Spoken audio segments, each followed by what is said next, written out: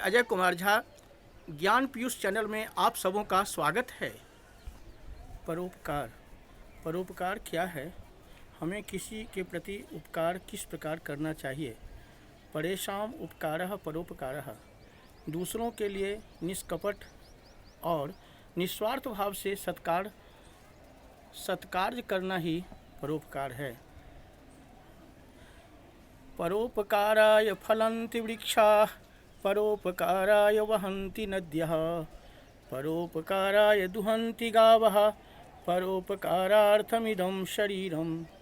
अर्थात वृक्ष दूसरे के लिए ही फल प्रदान करते हैं। वृक्ष स्वयं फल नहीं खाते। नदियाँ मानव कल्याण के लिए ही बहती है। वे स्वयं जल नहीं पीती हैं। हम लोग जल के बिना एक क्षण भी नहीं रह सकते। कहा गया है जलमेव जीवनम। पुराणों के अनुसार जल में नारायण का निवास है।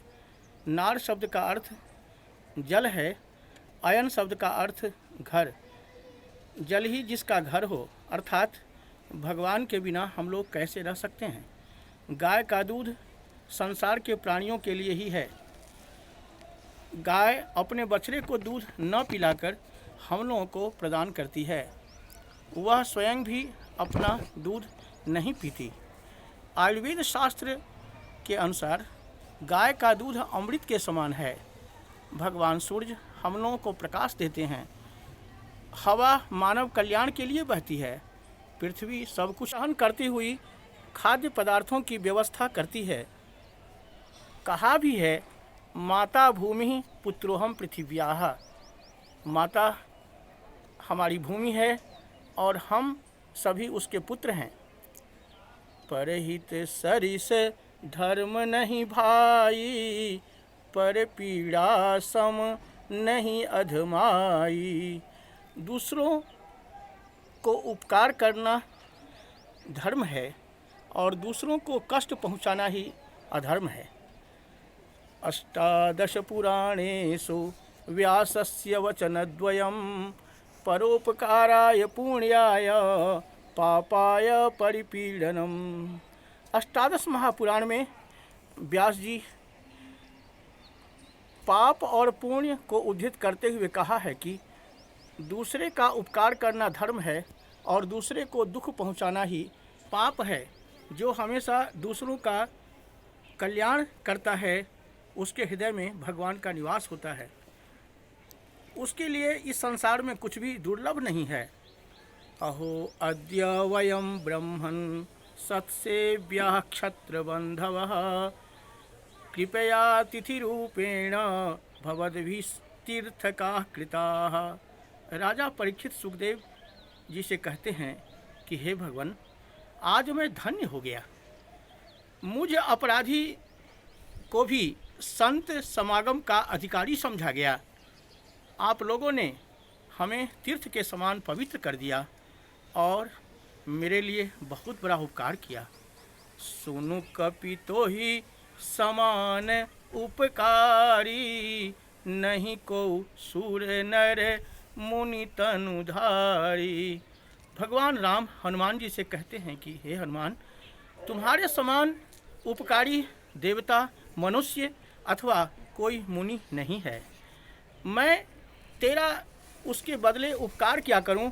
मेरा मन भी तेरे समान नहीं हो सकता। रामचरितमानस के उत्तर कांड में भरत जी हनुमान जी से कहते हैं कि ये ही संदेश सरिस जग माही, करि विचार दे क्यों कछु नाही। नाहिन तात उड़िन मैं तो ही, अव प्रभु चरित सुना वहु मोही। अर्थात 14 वर्ष के वनवास का आज आखिरी दिन है। भैया भरत कुछ ही घंटों में प्राण छोड़ने वाले हैं। इतने में हनुमान जी आ गए और श्री राम जी के आगमन का समाचार सुनाया। इतने में हनुमान जी को देखकर भरत जी हाथ जोड़कर बोले, हनुमान, इस संदेश के समान इस संसार में कुछ भी नहीं है। मैंने ऐसा विचार कर लिया है, हे तात, मैं तुमसे कभी उड़ीन नहीं हो सकता। अब मुझको भैया श्री राम, भाभी सीता और छोटे भाई लक्ष्मण के विषय में विस्तार पूर्वक बताओ। तुलसीदास जी कहते हैं कि फल भारन न मिटप सब, रहे भूमि नियराई, पर उपकारी पुरुष जिमी, नवहि सुसंपत्ति पाई।